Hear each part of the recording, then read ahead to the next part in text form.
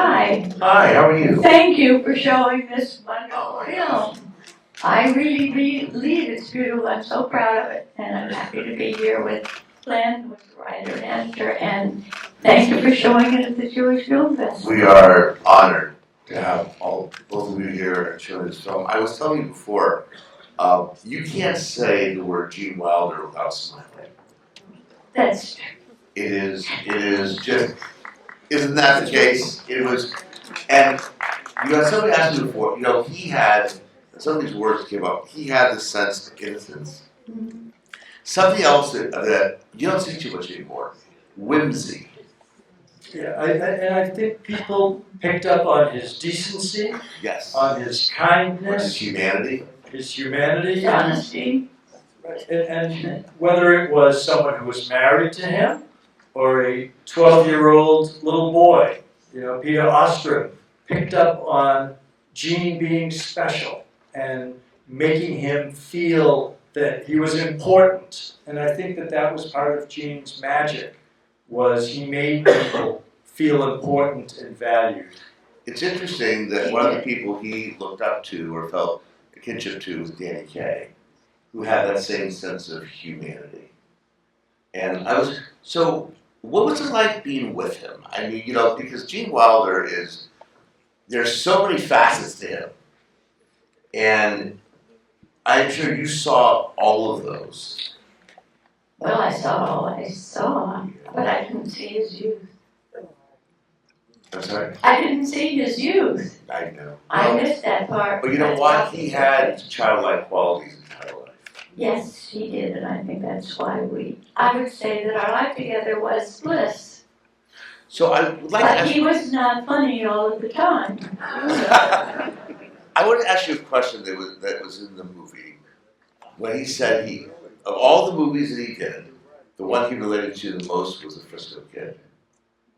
Can you explain about why he said that? What was... Well, I would imagine his mother was a Polish Jew who settled in Chicago, and his father was from Russia. And they didn't go to, you heard the story, they didn't go to synagogue, but I think he related very much to that. It That's was why. the other... To be a rabbi. The other movie I think that we all love, and someone asked me what my favorite movie of his was of course Blazing Saddles. And we were talking before about that movie probably could never get made today. Yes. But what was interesting about that movie, it took things like prejudice and made it fun. Right. And I think that, you know, when you look at the producers in that same way, I mean, this wasn't too many years after the Holocaust, and Mel was already, you know, the film was originally called Springtime for Hitler, and distributors thought no one's going to go see it, so the name was changed to the producers. And the same with Blazing Saddles. I mean, the interesting thing is that Richard Pryor was originally cast in the Cleavon Little role, and Warner Brothers would not approve him because he was a risk. He had drug issues. And Mel kept him on. If you look at he was one of the screenwriters. And so the N-word, which shows up repeatedly in Blazing Saddles, that came from Richard Pryor. And he wanted to make a point, as did Mel. Yes, Mel would always say the best way to fight bigotry and anti-Semitism is to make fun of it, because it's ridiculous.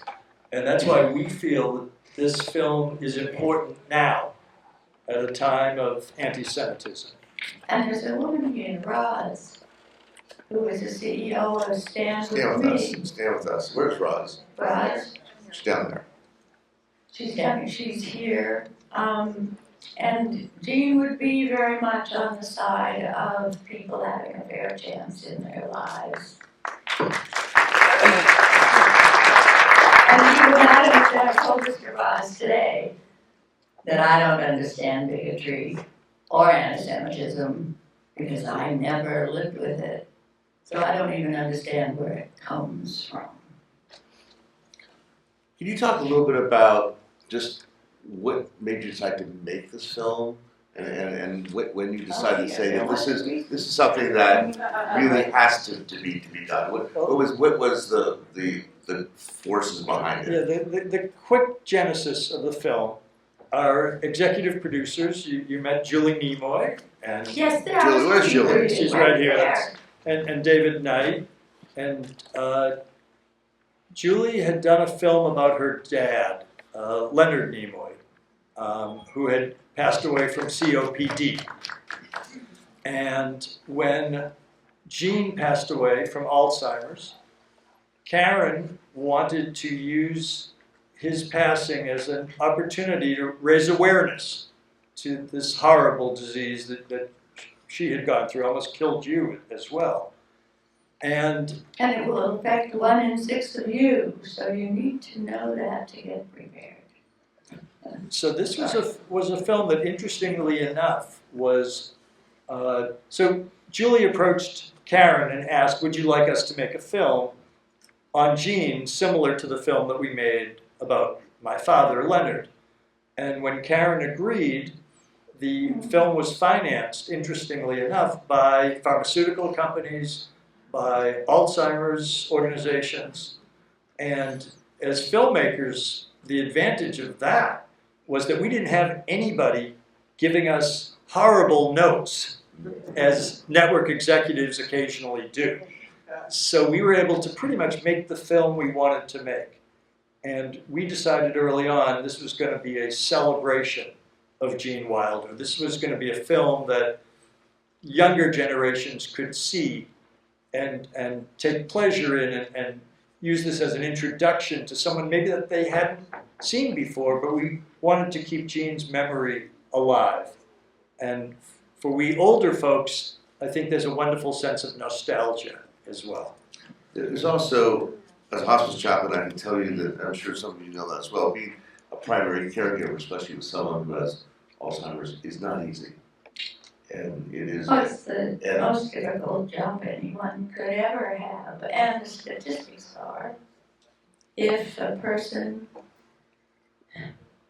patient is past 75, and if the caregiver is past 65, it's very likely that the caregiver will die first. And that's part of the message I want to get. So we need to help. Anna said semitism. We need to help research for Alzheimer's, research for COPD. We need to take care of each other. And I And think that's one thing you said. I think by showing Gene in this way, the joyous life that he had, and the humanity that he had, and I've always gone back to the fact that he had this childlike quality of wonder, and that twinkle in his eye, no matter what he did. It was, to me, that kind of person, especially that also he had to be so fast on the take. He was so good at improvisation. You talk a little bit about that part of his career where he was just when I see little echoes of Robin Williams in some of that so quick, being able to react. And he said instead of an actor, he called himself a reactor. Right. Can you explain? Yeah, I think, first of all, Gene was theatrically trained. We made sure that story about his mother, which he talked about in his autobiography, every time he appeared on a talk show, he would tell the story about his mother's heart attack when he was 8, and the doctor telling him, "Don't upset your mother, you could kill her," which is a terrible thing to lay on an 8-year-old. But I think that as a result, and Karen can address this perhaps, he kept things bottled up, and it would occasionally explode. And I think that helped him with his characterization. Yes, plus 7 years of psychoanalysis. Which we didn't include in the film, but it was valuable to him because there were a lot of things that happened in his life, and Aunt told him that he was an angel. She was some other religion, and that he had to do specific things and pray because he would be specially blessed. And that started also when he was young, and I don't think he wrote about that, actually. But he did give Richard Pryor much of the credit for the improvisational acting that quite honestly came later in life. Much of what he did with, Mel, it was scripted. But once he met Richard, I think he was off to the races with. Yes, and I think that's the most improvisational work he did. Although he did embody the character, he would do the acting that was necessary to be that person. He had an amazing ability to do that. What do you think he would like to be remembered for? Or what do you think what if I asked you what his legacy would be, or what he would like to be thought of in years from now when people look back? What was that legacy that he'd like to be remembered by, or remembered about? This one's on you. We talked about that this afternoon. I believe that, well, he said it in his book. You were listening to him from his memoir, and listening to that book is like having a conversation with him. So you were listening to him tell you his story, and now I forgot what I was going to say. Well, that's okay. So No, ask me the question again. So what do you think his legacy would? How would he Oh. like to be remembered? All right. I think over the years that I saw the excitement on the little children and at book signings, people of all ages came and of all ethnicities came because they loved him and he had brought them joy. And Bill Moyers once said after his heart attack, we were sitting in someone's, to name drop, I suppose, but after his heart attack, Bill Moyers watched Gene's movies because the doctor said, laugh. And I would say that is what he is very happy with. Every time you saw him around kids, there was a certain smile that he had around children. And you talk a little bit about that, about just the relationship with children, and there was just this connection and joy that he had.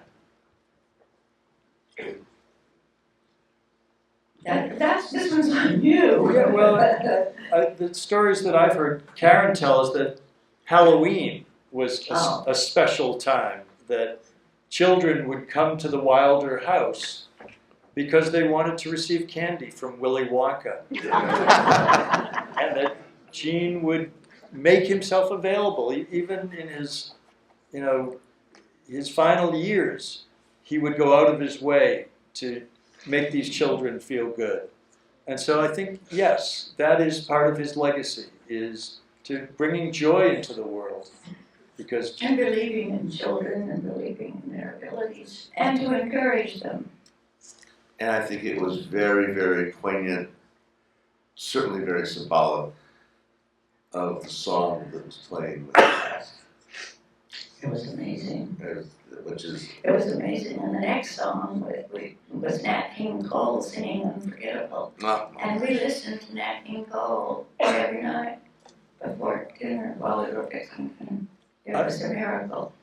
I just want to add, Karen has been traveling with us and showing this film from the get-go, and I just want to thank you. It's not every day when you have an opportunity to make a film like this and to work with people as wonderful as Karen has been. And so thank you.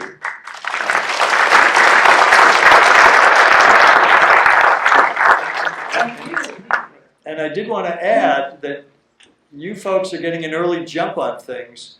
The film opens theatrically on Friday. Yeah. That is a huge gift for us. We're going to open, Michael, I can't see you, but you have your microphone. So if you have questions for our panel, please raise your hand. Michael will get to you as quickly and with all due alacrity. I'm starting on this side. Where are you? I'm right here. Oh, you're over there, okay.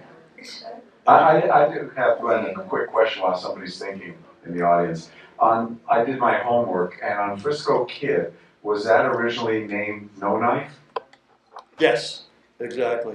Why did You they know, change it to and Frisco Kid? Frisco Kid, the interesting thing with that film, I mean, no one saw it. I think it probably did well in New York and Florida. Miami, Florida, right?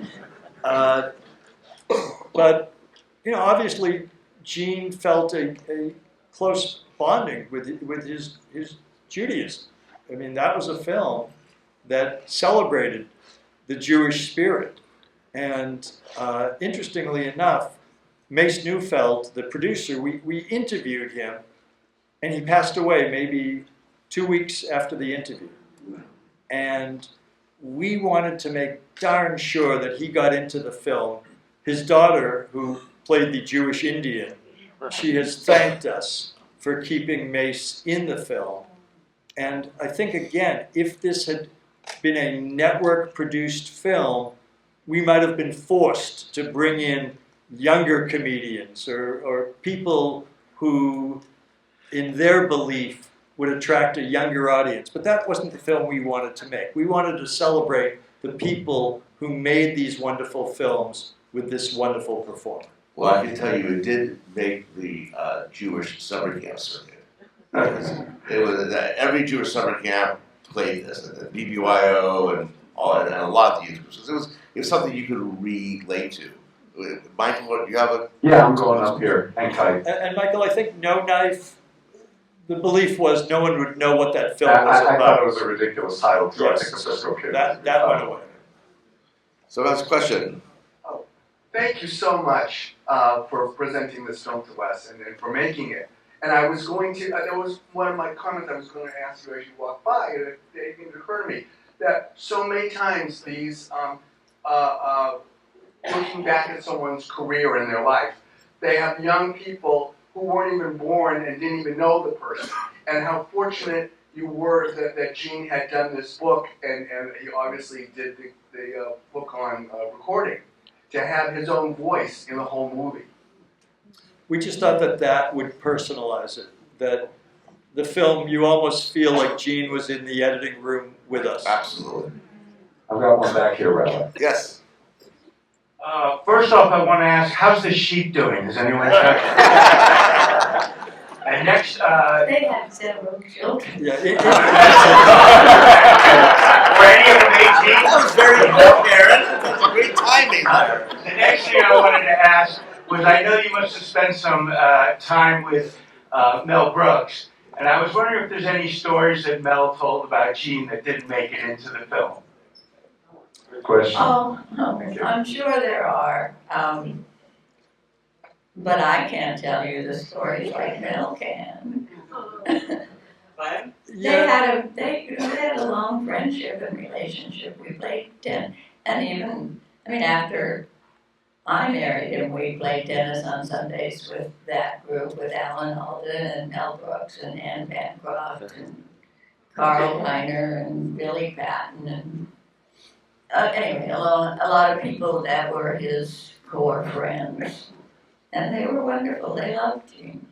Yeah, one of the stories we didn't include, that John Wayne was approached to be the Waco Kid even before Gig Young.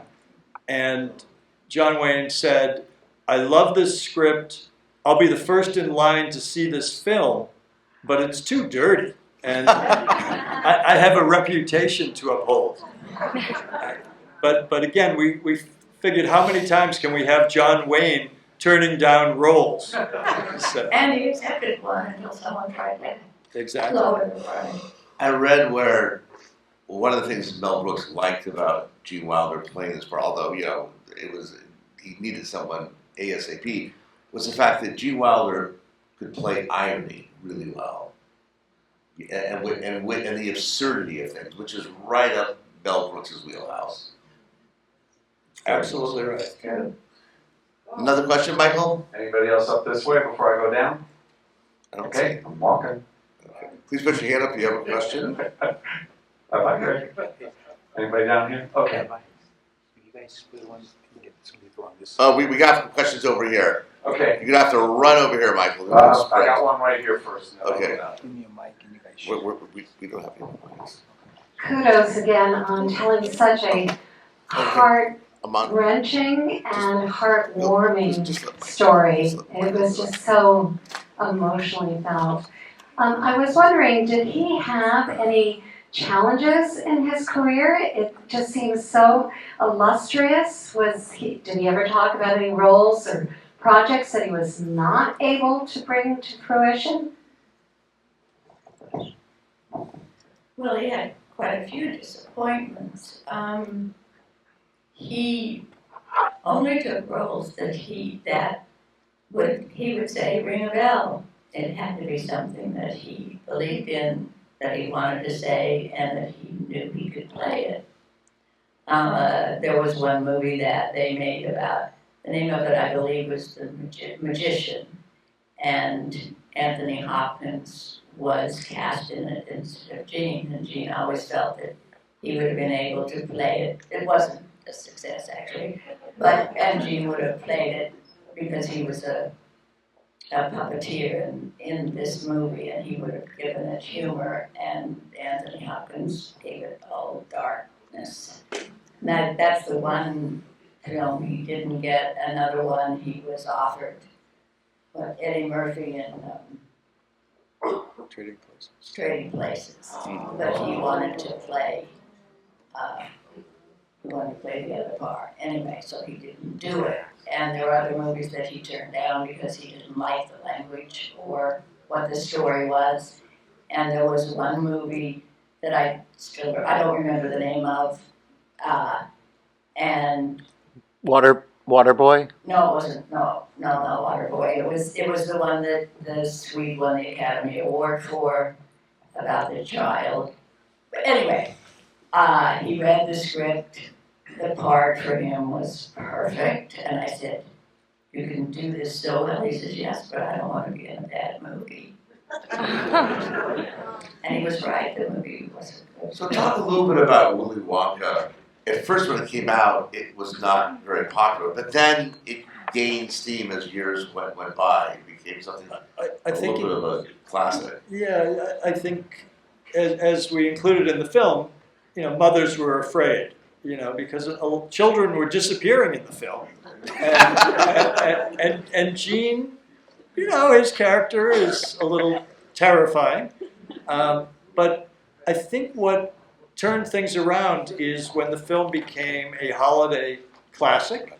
The networks picked it up, DVDs made it accessible, and I think that over time it's become a classic, and every bit as popular as The Wizard of Oz, as I've got one down here, Rabbi. Okay, go ahead. Hi, I'm from Vancouver, Canada, and I'm on the board of directors of our Vancouver Jewish Film Festival. And I'm thrilled that this movie is going to be the opening event at our film festival.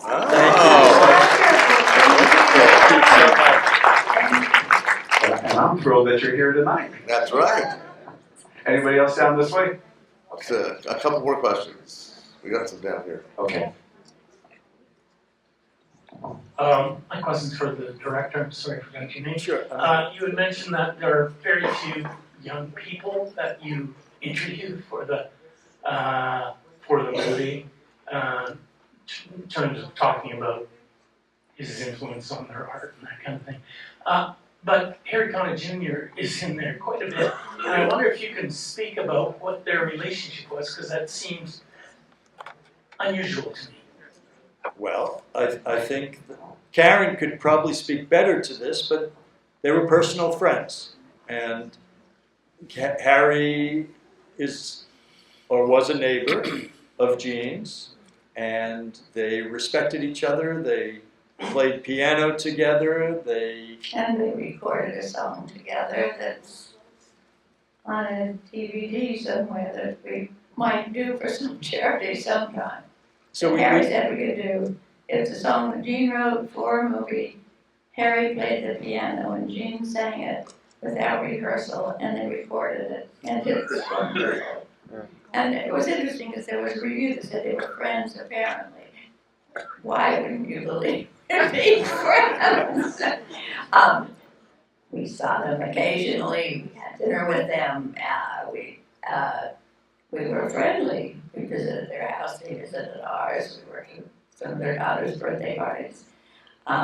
We had younger friends too. But So- they weren't all celebrities.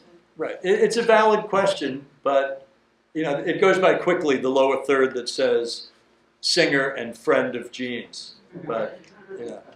I've got another question for you over here.